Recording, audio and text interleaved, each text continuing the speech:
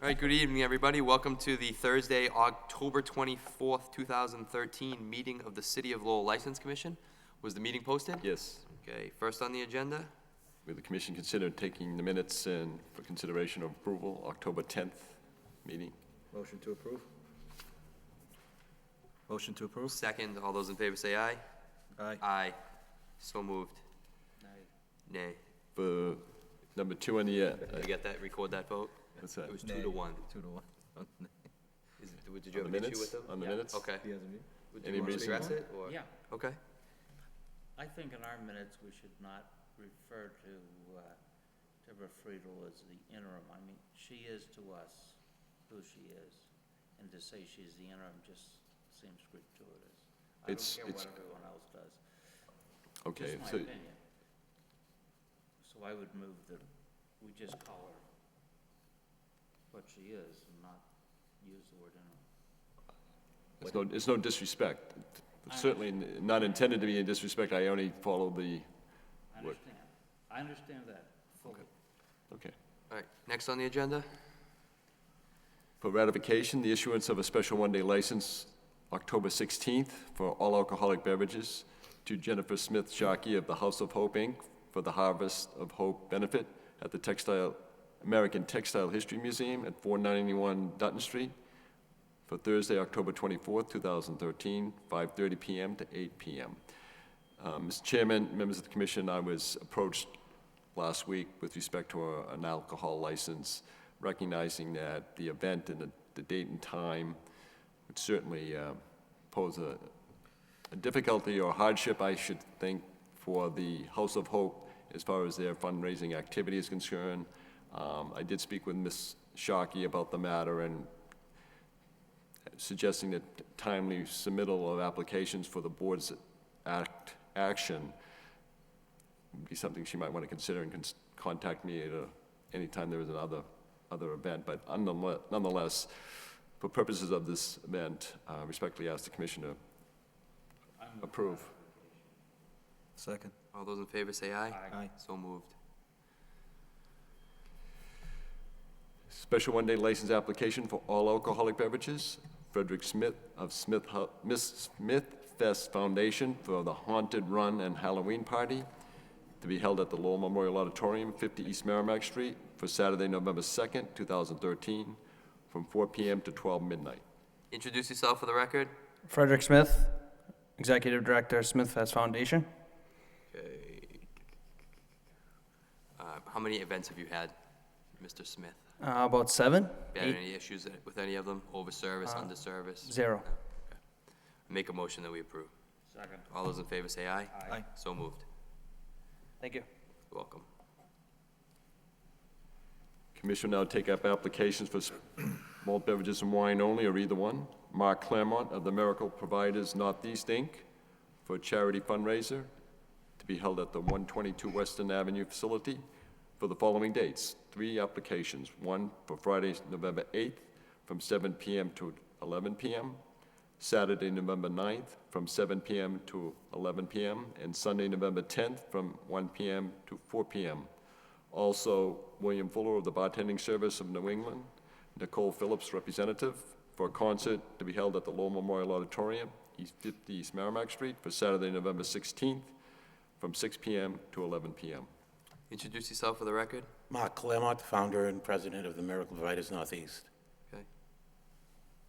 Yeah, I do. Nicole Phillips, the Bartending Service, New England. Okay, Nicole, I know you have been here before. Mark, have you been here before? No, I haven't. Okay. Just a quick rundown. The license is in your name. It's not in the Miracle Providers Northeast, Inc. It's your name. So you have complete control over the license. If you feel someone's been overserved or someone is imbibing too much, make sure that you stop them from doing that. Who's going to be serving the alcohol? We're going to be using Northeast Bartending Service. All right, great. Just make sure I'm sure it's not going to be a rowdy crowd. No. But just make sure if it is, you call the Lowell police, okay? Okay. Right. Move acceptance. Second. All those in favor say aye. Aye. So moved. Good luck. Thank you. She's all set. She's all set, yeah. All set. Yeah.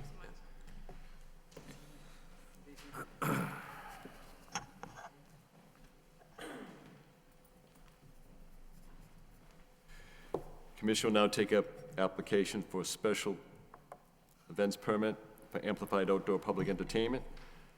Frederick Smith of the Smith Fest Foundation for Haunted Run Halloween Party for the outdoor area adjacent to Lowell Memorial Auditorium, Saturday, November 2nd, from 4 p.m. to 9:30 p.m. for amplification of haunted music and ambient background sounds. Also, Mr. Smith for the Smith Fest Foundation for the Haunted Run Halloween Party, Shed Park, Saturday, November 2nd, from 5 p.m. to 9:30 p.m.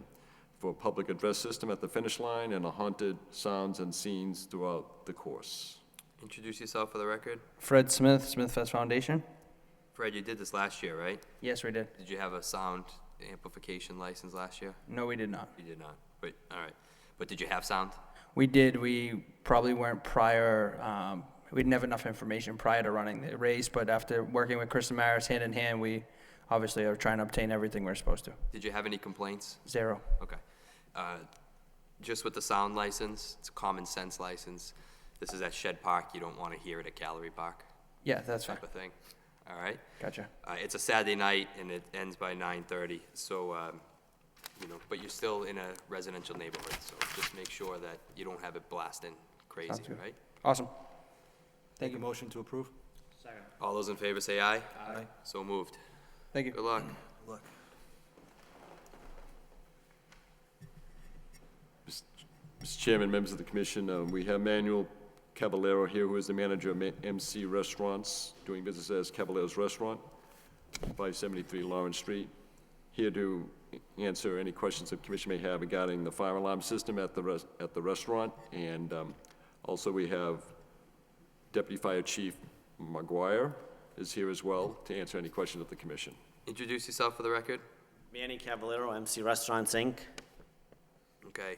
Mr. Caballero, you've been in business in the city for quite some time, 9 years, 9 another month years. or so. and you know that you have to follow the direction of the fire department, correct? Yes. Have you made all the corrections that have been required? Yes, I have a letter here. We had a problem with one of the detection zones, which the alarm just went off 3 times in a day, so that was one of the issues. Okay. But it's been corrected. Did you disconnect your fire system at some point?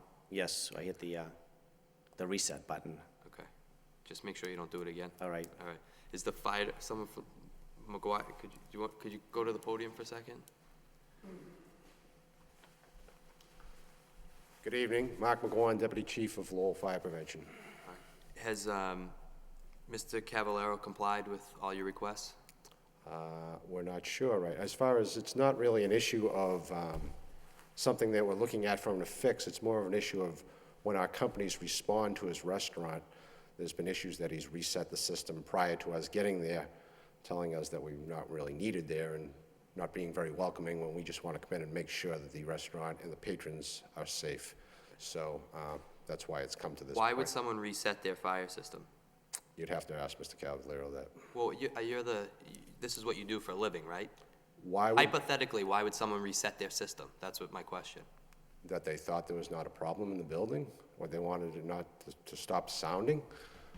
That would be my only thought of why you would reset a fire That's a good alarm enough, system. that's the answer I was looking for. Okay. Mr. Cavallero, has the alarm gone off and you've pushed reset? Yes, a few times. Okay, and why did you do that? I discussed it with him prior. We had, for a number of years, I would do that, and the monitoring company would call me, and I would make the decision whether to dispatch the fire department or not. But apparently, about a year or 2 years ago, one of the inspectors noticed that, and we corrected that. So that's one of the issues, but now it's been corrected. And are you satisfied? I will be satisfied as long as our companies are allowed to come into the building, and I think we can only take a wait-and-see attitude on that. All right, have they been prevented from going into the building? To a degree. From what I have emails to the likings, and if that changes, that's all we're asking for is compliance. But you say that they're not welcoming. What did they do? Would you like to read one of the emails from? No, just you tell me in your own words. Basically, I guess Mr. Cavallaro is a little arrogant, saying he's all set, we don't need you here, you can just go back to the firehouse, things of that nature, which I find not welcoming, Okay. But did he ever prevent the fire department from coming in? not to my knowledge. Okay. All right. Just keep the fire department happy. Okay, yeah, I I don't know if you understand guys now. have any questions for either Mr. one. Glover, the reset problem has been fixed. Right, now I Problems at all? understand, yeah, I understand the procedure. And we have a lockbox for them to open the doors and let themselves in. You said it happened for a few years, you've had this continuous, has this problem been rectified? It's or- been rectified Right, okay. yeah, it's been rectified. Yeah, in a way, fire departments are representative. And we expect them to be treated with a lot of courtesy and respect, because we're responsible for making sure people are okay. Sure, I understand that, yeah, safety number one.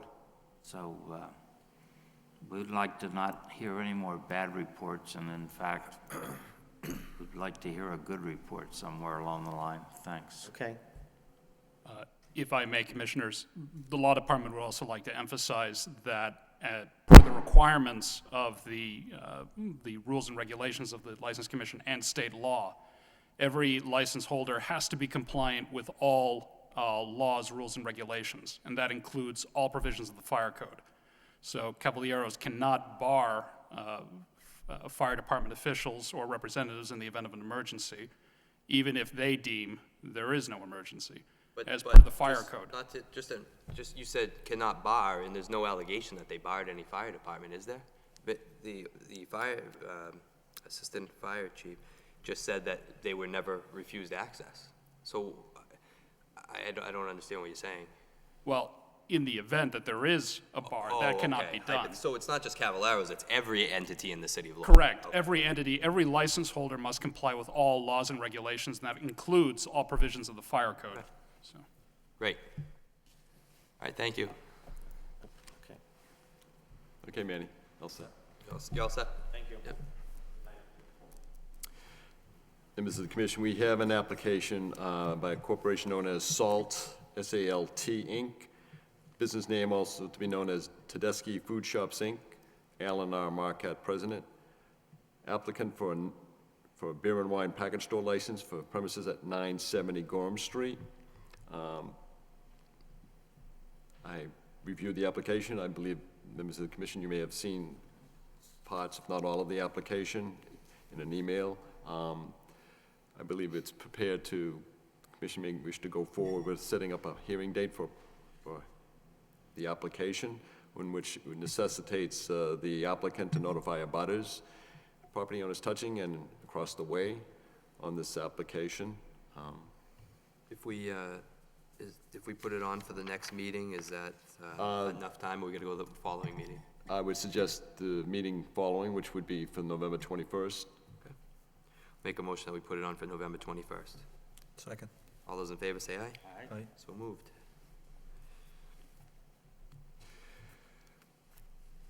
Commissioner Krieger may wish to comment on any matters to do with licensees to sell secondhand motor vehicles, used car dealers, who apparently, when they're given conditions on limited number of vehicles they may have on their lot, there's a tendency on some to exceed that number, and it may not necessarily happen overnight, but it could be over extended period of time where they're.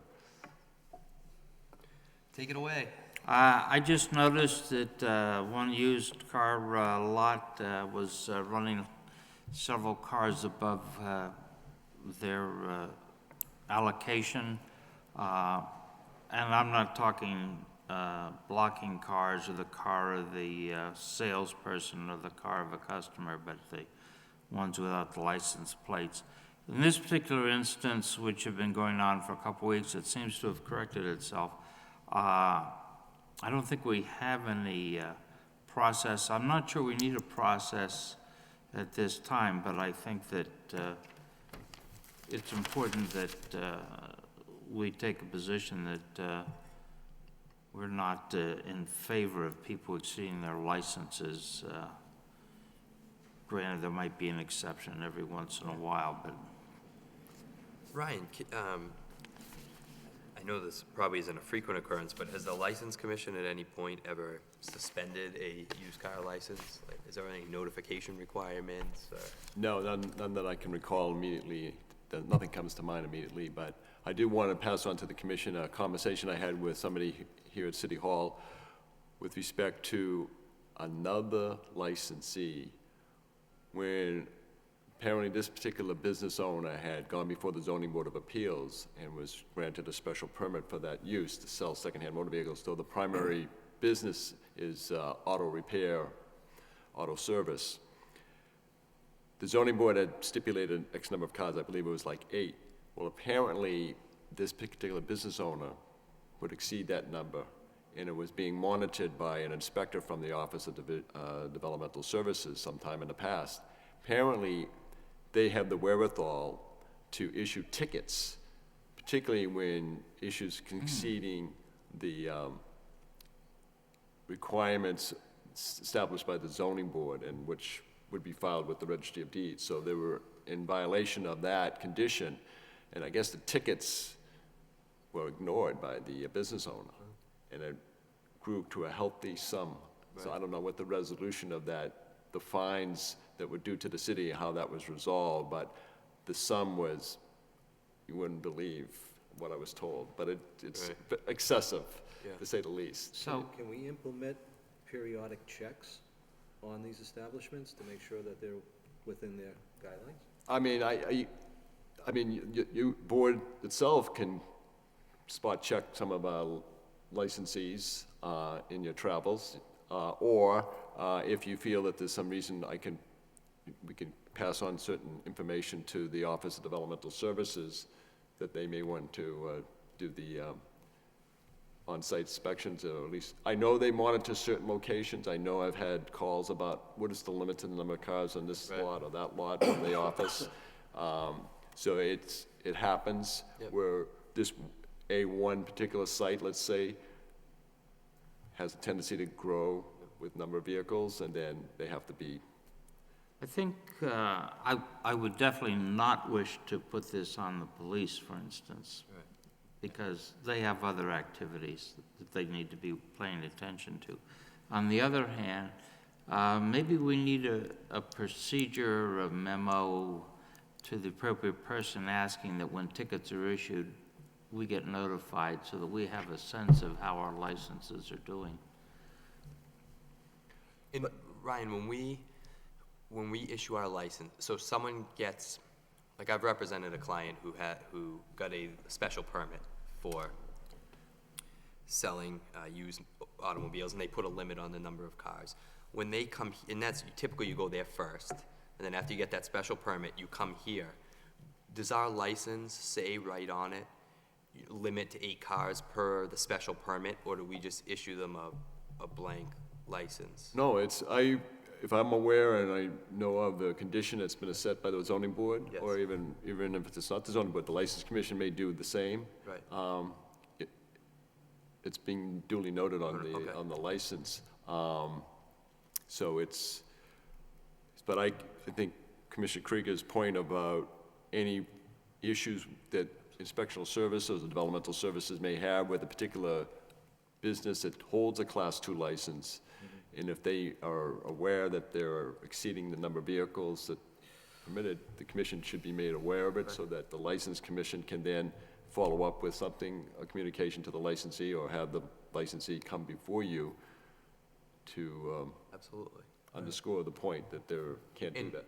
And if, as a license commissioner, if we were doing spot checks of, a used car dealership on Tanner Street, and it's in there, and there's 50 cars, and we know that's over enough, who would be the appropriate person to notify? I mean, because, so say I say, I saw 50 cars at 1 Tanner Street, and we bring them in, obviously I'm gonna have a bias as to what. You would have to recuse yourself or step Right, down from the chair or from that Right. moment to allow your fellow members to act on your Observation. allegation or your observation. So then you turn into a witness, that's all Yeah, I'm just trying to As figure out. opposed to, or it could be referred to the Office of Developmental Services. That's more what I'm asking. If you, for example, you went by Tanner Street and you saw that this particular business owner had excessive number of vehicles and brought it to my attention, and you wish to have the Office of Developmental Services follow up on a situation where you know we have set a limit, whether it be by way of the zoning board or by way of the license commission, asking that they do an inspection and possibly do a report to the board. Yep, that makes sense. This is, in my mind, having too many cars on the lot is not the same as underage serving. To the extent that we can informally encourage compliance, I think. Well, there's a curious thing about our used car dealer licensees, and I don't think it's specific to the city of Lowell, but I think it's just anywhere. They have a certain relationship with each other. And sometimes it may be that I'm a body man or auto body repair person, and I have cars that I like to sell, but I don't have the license. You have the license. Oh, can you take 3 of my cars to sell off your lot? And in turn, I, the body man, take care of some of the vehicles that you have that need some cosmetic repairs. It's a very interesting relationship. I like that relationship. That shows an entrepreneurial spirit and a compliance with the rules. But it can lead to the guy with the license having too many cars. His cars, That would be bad. my cars. All right. I'm happy. Thank you. And we have communications from Superintendent Friedel of the allegations of misconduct against our licensees Amal at Pure Link, doing business as Drum Hill Golf at 1299 Westford Street, Richard L. Corey, manager. Camilla LLC, doing business as Reservations, 179 Central Street, George Torres, manager. And number 2 China Star, 1733 Middlesex Street, Ken J. G. is the manager. 2 of the 3, Amal and Camilla, have been before the commission on at least one aspect of the complaint, which pertains to not following on the compliance check where they failed to ask for an ID. Amal was before the commission in June of this year, and Reservations, the licensee, was before the commission late last fall on a similar complaint. Both were given no suspension, they were just, letters were placed on file. Number 2 China Star is also cited for being, not checking identification. This is the first offense. If we put him on for the next meeting, is that proper notice? It's sufficient as long as you're not looking to affect any of the hours, at least not with the restaurant. Right, yeah. It should be Why sufficient. don't we put all 3 of them on for the next meeting? Yeah, let's do it. Yes. As I recall, though, Amal Field, the last time, we had trouble getting the mail to them because they sit on the city line. Yes, it's never ending as far as my dealings with mailing to that licensee. 1299 Westford Street is the City of Lowell licensed premises. Their back door is in the town of Chelmsford. What this mail, U.S. Postal Service does, whoever's doing the mail at that given day, I think, might have disregard for the numbered address being for Lowell, I don't know, whatever. Would it be out of place to have a copy hand-delivered, given that we send it by mail officially? Well, it can be. I know in the past, and I think maybe Captain may have some recollection of this, where the police may have served notices of hearing. I don't know if you recall that some time ago, but that was one practice the commission had, but this goes back a few years ago, when it was such that a letter would be prepared for hand delivery, and usually an officer would serve the notice to the business for the hearing. I know it's not normal practice, but I know it's for a nominal fee, why don't we send certified mail for that particular address? I will, yeah, each one will be sent certified mail. In fact, reservations is also, there was an issue late last year with respect to mail and notification, and at the time, there was, they were not getting any mail. They had no suitable place for the mail to be left. Right. And that's a new manager, right? That's the son of the, The son of the owner, yeah. George Torres, yes, he's, all right, and I remember okay. So why don't we send them certified mail and? sure. So that'll be for November 7th. Yes. That's it. So with that, I bid you adieu. Cliff, It's been a real pleasure. it's all up to you, Cliff. Thank you.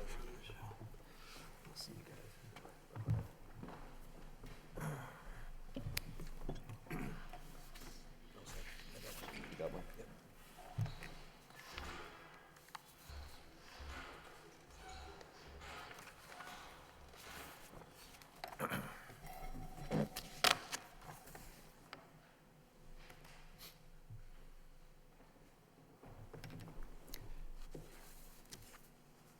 Commissioner Kasian has accused himself with respect to this next hearing regarding a matter.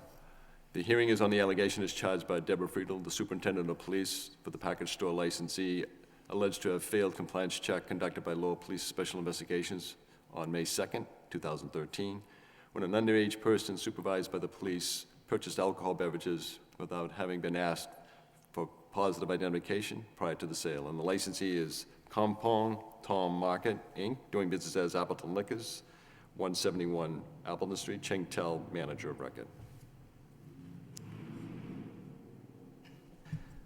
Could you please state your name clearly and your business address?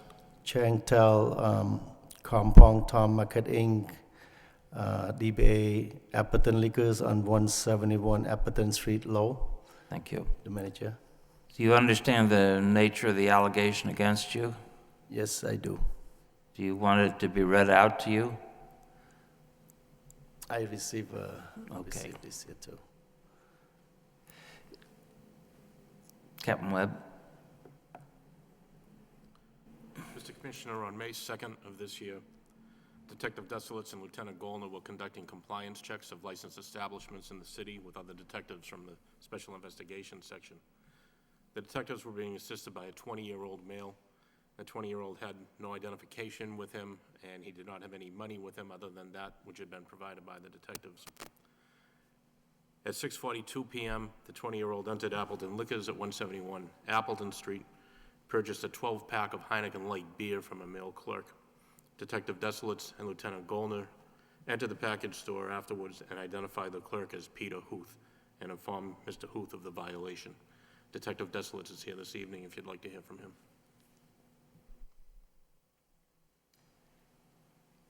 Do you accept the situation stated? Did Mr. Huth sell to an underage person? I did accept that. I have two businesses in Lowell. I've been having for 11 years in Lowell, two businesses. I've been running back and forth. And I train all the family members that help me work in those two stores on and off with myself. And from time to time, we also have a thank you letter from City of Lowell Police. Lowell Police say that we pass compliant too, but this time we slipped, and I do apologize. Apology for that, and it won't happen again. Do you have a machine for reading ID cards? We were going to get one, but again, we talked to the company who do that. They said from time to time they upgrade, they have to change the thing, and it costs a lot of money. And then I just train all my family member just to check IDs and make the right judgment before they serve any alcohol to the customer. Mr. Tell, is Mr. Huth still working for you? He's not really worked there. His mother worked there. But one point, she having an errand to run an important thing, and then I was busy at the other store, and I couldn't come to cover her.